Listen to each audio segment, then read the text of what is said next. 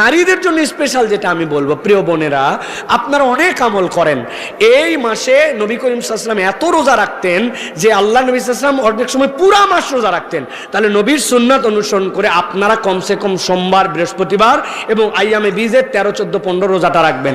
আর নারীদের জন্য স্পেশাল আমল যেটা মহিলা সাহাবীদের দ্বারা প্রমাণিত, যে বিগত বছরের যে রোজার কাজা হিসাবই করে নাই, রমজানের পরে শাওয়ালের রোজা রাখছে, নিসফু মিনা শাবানের রোজা রাখছে, এই নফল রোজা রাখছে, কিন্তু ফরজ রোজা শেষ হয় নাই। আজকে হিসাব করবেন আপনার ফরজ রোজা কতগুলা কাজা আছে, হিসাব করে শাবান মাসে এটা রেখে শেষ করে দিবেন। এটাই হচ্ছে নারীদের জন্য উত্তম আমল। আর 2 নম্বর আমল, সংসারে স্বামী এবং তার যে আয় রোজগার রমজানে যেন সহজ হয়, এই জন্য কিছু সামান রেডি করা। আপনি 30 দিনে যদি নিয়ত করেন প্রত্যেক দিন 1 পোয়া করে চাল রেডি করছি, 10 কেজি চাল রেডি হয়ে যায়, 10 কেজি আলু রেডি হয়ে যায়, 5 কেজি পেঁয়াজ রেডি হয়ে যায়, 1.5 কেজি সয়াবিন তেল রেডি হয়ে যায়।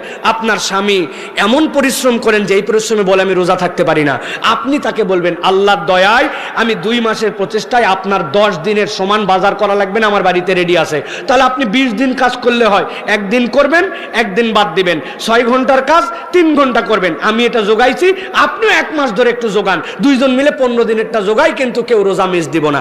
এটা উত্তম রমণীর একটা আমল, যে সে তার স্বামীকে, তার কামাই রোজগারের লোককে সুন্দর করে কৌশলে বুদ্ধি করে সেও যেন রোজা রাখতে পারে, এই পরিকল্পনাটা নিবে। সুবহানাল্লাহ বলেন। এইটা হচ্ছে আমাদের জন্য নির্দেশনা। প্রিয় ভাইরা, আল্লাহ রাব্বুল আলামিন আমাদের মা বোনদেরকে উত্তম আমল করার তৌফিক দান করেন।